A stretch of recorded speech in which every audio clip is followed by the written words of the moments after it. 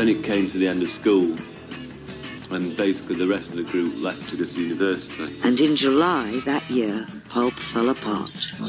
But the main time when that happened was when we got to the end of school, and by that time we'd had a session on a John Peel show. That kind of validated it for me, and I thought, right, it's what I really want to do, so I'm not going to go to university, I'm going to try and do that. But, you know, not everybody else in the group felt that way. 5 Sheffield lads decided to enjoy their breakfast al fresco this morning, and in spite of the chilly wind, they sat in their pyjamas and dined in the middle of Fargate. The teenagers are members of a zany pop group, and as a publicity stunt offered bowls of cereals and cups of tea or fruit juice to any passers-by who cared to join them. Greg Thompson, vocalist of the Heroes of the Beach pop group, told us it was all in aid of a gig they'd be playing tonight. It's a cheap publicity stunt because we only decided to play this gig on Sunday and we thought nobody knows about it. So we thought we'd have to do something really cheap, down to earth. Have you had any guests to your breakfast this morning? We've had 2 very nice men in blue, policemen, who were very nice to us, but they declined the offer of a cup of tea. But they did tell us, you know, that we were very naughty boys. I reckon the policeman said that he wasn't going to arrest you because he saw one of you eating 3 shredded wheat. Yes, that's right. That's dead, the basis. That man can do anything. It seems the current style to wear a toothy smile. No matter how events may go, to never let emotions show. Being happy is fine, but not all the time. Sometimes I sigh or I cry or sit outside all day. I don't care some protections show desperately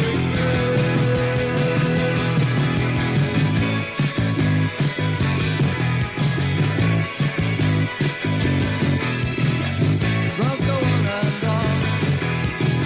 How can they last so long? Anxieties must cross their path, but all they seem to do is laugh. Being happy is fine, but not all the time. Sometimes I sigh or I cry or sit outside all day. I don't care some protections show desperately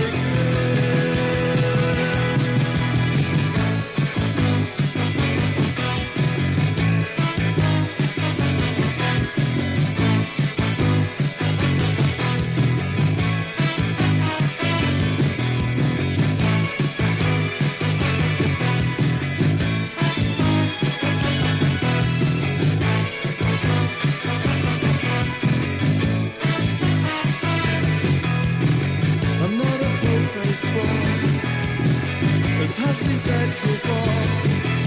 The riot is the spice of life, although frostology soon goes right. Being happy is fine, but not all the time. Sometimes I sigh or I cry or sit outside all day, whistling tunes and dream rooms full of people I don't know. If I'm joyless or jealous or simply morose, I don't care some protections show ethically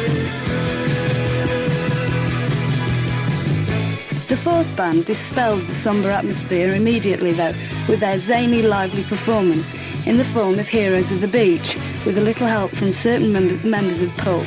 They were really colourful and fun and were certainly out to entertain. I'm sure even your aging granny would enjoy this band, as long as the hearing aid was turned down, of course. The highlight of the set, though, was their supposed cover of Come On Eileen, in which they mimed very badly to the Dexys version.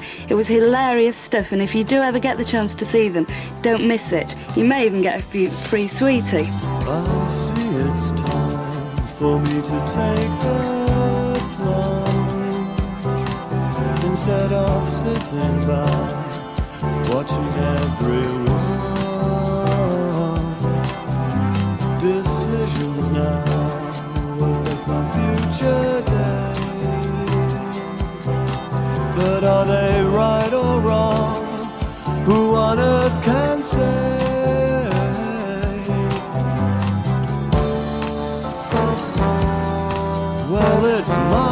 return.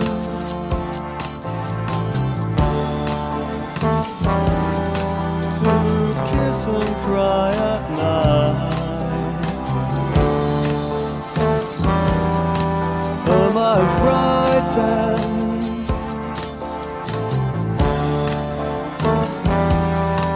What would you define as fright? And that's when I got involved with Simon Hinkler from Artray, and they were having a bit of a rest at that time, and he kind of came round and helped me with writing songs and stuff. And Tony Perrin, the manager of Artray, said, well, get some songs together and I'll put £500 in and you can do a record. If you can do it for that money, then you can do a record. So that's how we did our first album. It was pretty much what he is today, to be honest. Very outgoing, humorous. His introductions between the songs would often be longer than the songs themselves. We got signed to Red Rhino. That was after all that lineup split up. And that's when the second lineup of Pulp came together. We got together a group of songs which were in a completely different vein to what we've been doing before. If you listen to our first LP hit, which, again, I would recommend. Well, it's not bad. It's got a naive charm.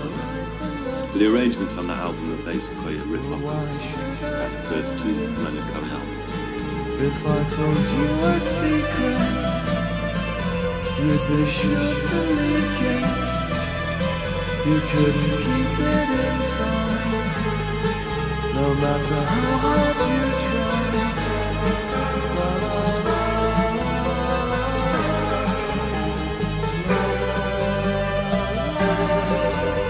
So at that time, we decided to work together. I basically went out and scraped together a few £100 to go and record the first album. £500. How much it cost? £500? I think so, yeah. Down at Victoria Studios on the Wicker. And Saskia was doing the singing. It was influenced a lot by Leonard Cohen.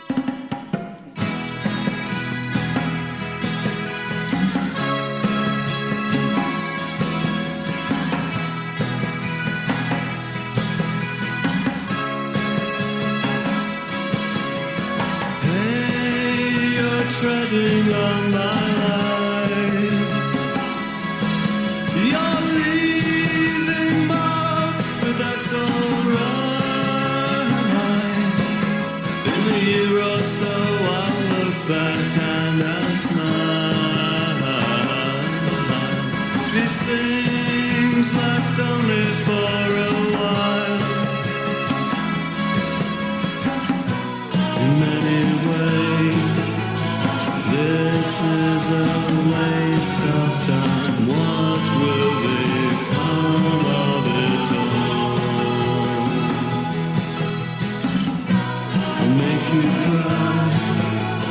Know you in crowded streets. Not what I wanted at all. Got signed to Red Rhino. And the LP It was released. That's a mini LP with 7 tracks on it. That's kind of soft acoustic things. There's some good songs on there. You have to be in a certain mood for it, I think. Good for young people. I'd recommend it for a teenage audience. Pulp released their first single. It's a long time since any of us on stage were teenagers, but this next song that we're going to attempt to play actually was released when I was just clinging on to my teenage years back in 1983. It took, as is well known, I think it took Pulp a long time to wear people down. And the first album that Pulp released was called It. It was in 1983. I don't know what he's shouting about because nobody bored to just shut up. I was just out of school. My sister was still in school, and one of my best friends in the class, they helped out on backing vocals. So I'd like you to welcome to the stage my sister, Saskia Cocker, and my school friend, Jim Taylor, who are going to help us sing this song. This is Pulp and a single on Red Rhino Records, and there was a time when almost every record was issued had to have seagulls on it. Nice to hear them back.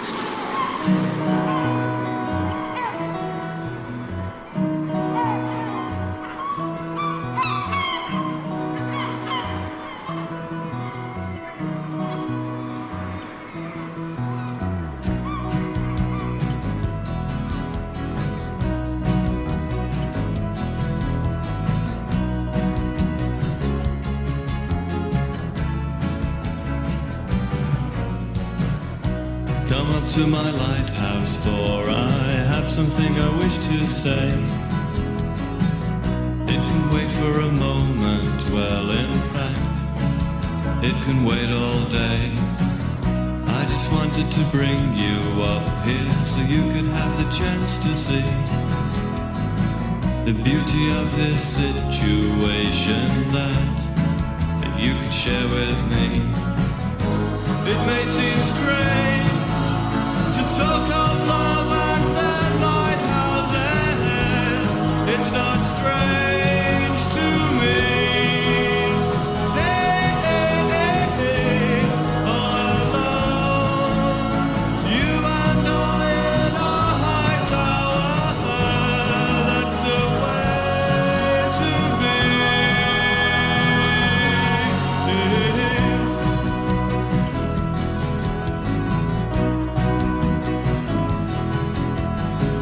Some laugh at my lighthouse, they say that it's just an ivory tower. But I don't mind because I know their envy grows by the hour. See, I have a purpose up here to guide the ships upon their way. All this is mine, it could be yours too. But what do you say?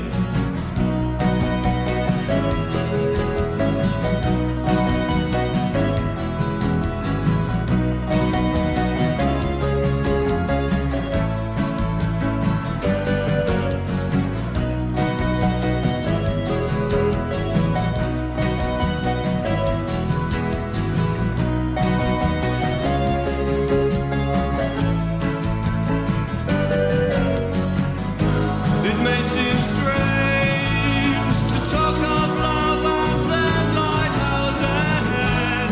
It's not strange to me. Hey, hey, hey, hey. All alone, you and I in a high tower. That's the way to be.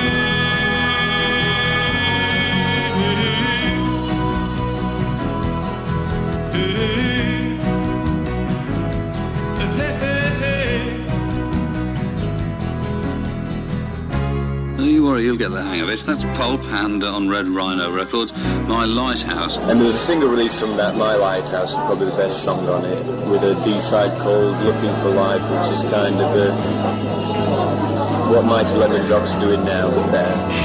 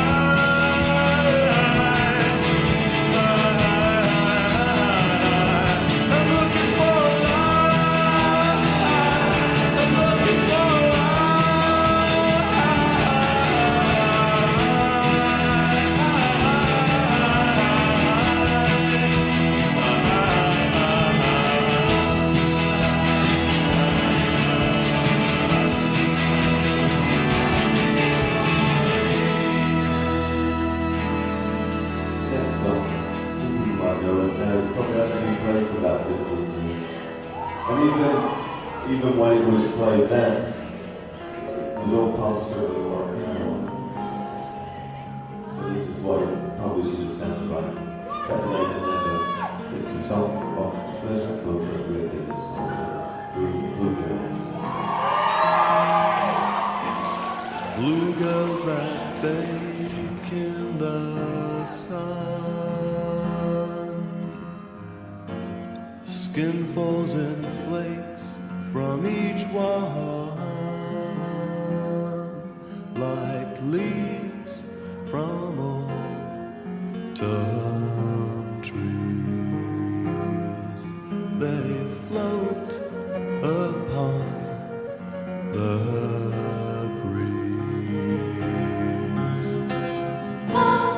girls you have loved are slowly decaying now, drying out in the sun before your eyes, while stares in your face.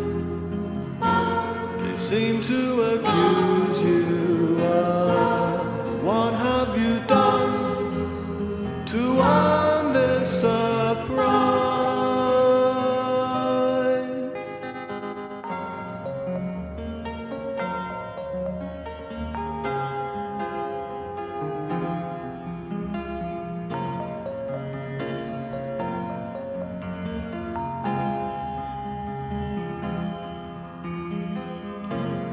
Flesh underneath candy pink,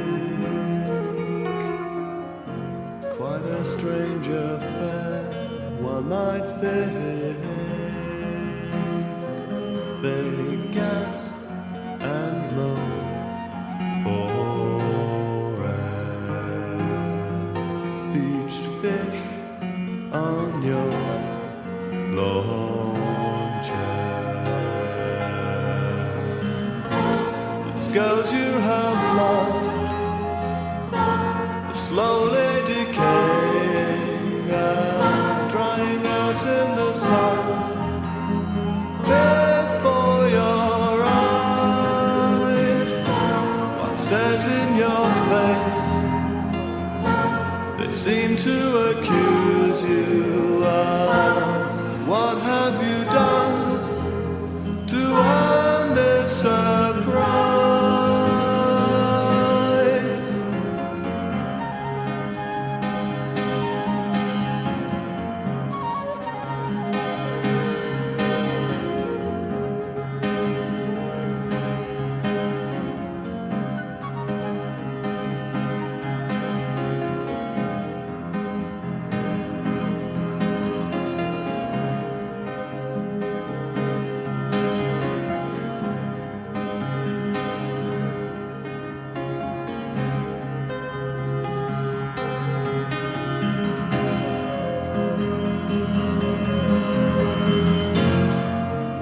Completely overlooked, didn't get any attention, didn't get any airplay, didn't get any press. I think we sold about 100, 200 copies of the album. I was used to losing money in those days. I think Jarvis was disillusioned and didn't really know what direction he wanted to take. You did a gig at Crucible Studio doing a lot of the hit stuff. Yeah, that was probably the best concert that lineup played. That was quite good.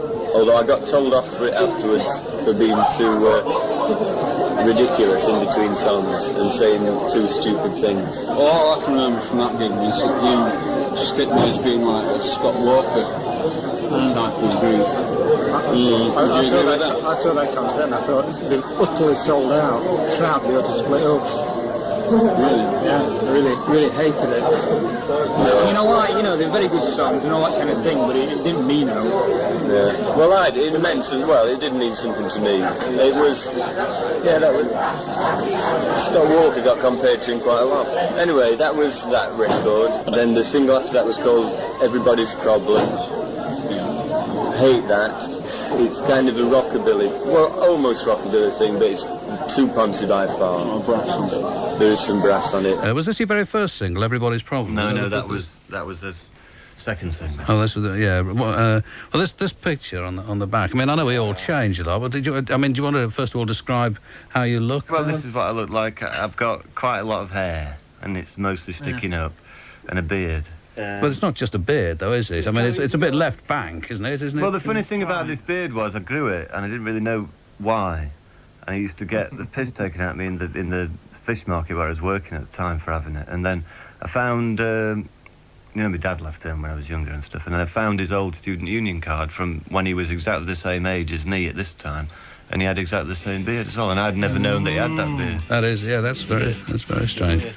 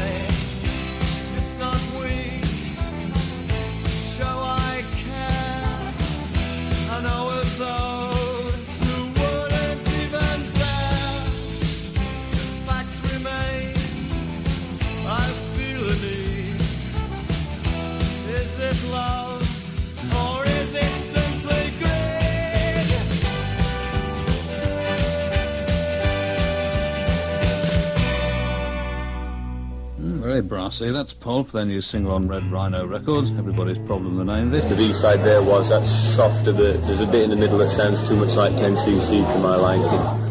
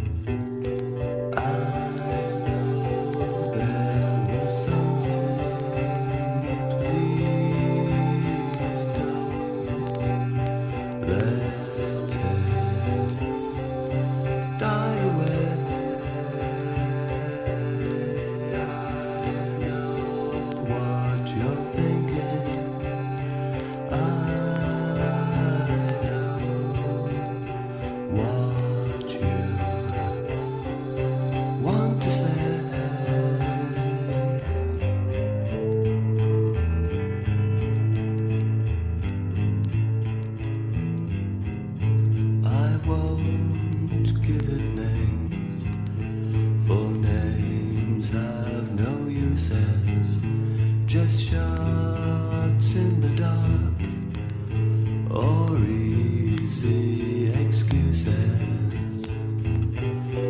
I know there was something. Please don't let it die away.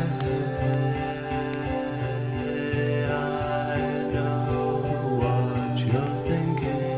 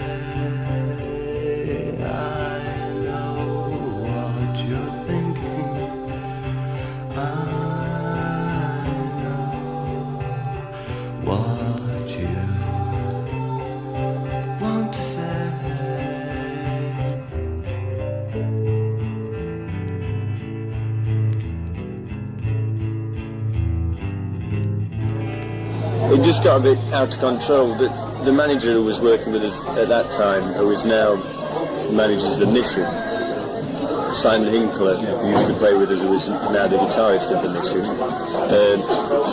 They were in this phase of doing music to be commercial, and I didn't really like it, but I was kind of alone in the group in that time because I didn't have anybody to back me up on things, and so that was kind of a halfway house. It was no good. It wasn't commercial enough, but it wasn't artistic enough for me.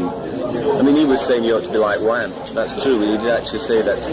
It was around the time that they'd released Club Tropicana, and he said, you could write songs like this, Jarvis. Despite some favourable reviews, the album bombed, and Jarvis was forced to sign on.